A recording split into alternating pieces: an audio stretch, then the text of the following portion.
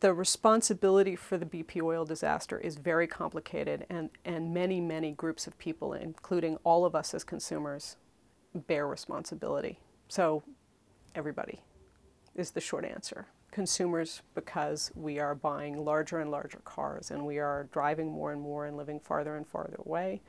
Local governments who adopt zoning policies and transportation networks that encourage that kind of long-distance commuting. The oil industry for pursuing drilling in advance of the technology for dealing with problems in those areas. They are much better at developing drilling technology than they are at developing emergency and shut-off technology. The federal government for pursuing policies that encourage people to engage in that drilling. And 40 years of anti-government politics, which has left us with a crippled regulatory system, so that we don't have effective regulations at the federal level, because the American people have believed politicians who tried to get elected by saying what we need is small government. And they've believed decades and decades of people saying, hey, government gets in the way of enterprise, gets in the way of prosperity. What we need is less regulation and more free enterprise. So the roots of the government breakdown, or the government's lack of regulation, are historically two-pronged. One is a political philosophy that holds that regulations are a problem, and that we should leave business to business and trust business organizations to protect the public interest, and trust that business organizations do represent the public interest.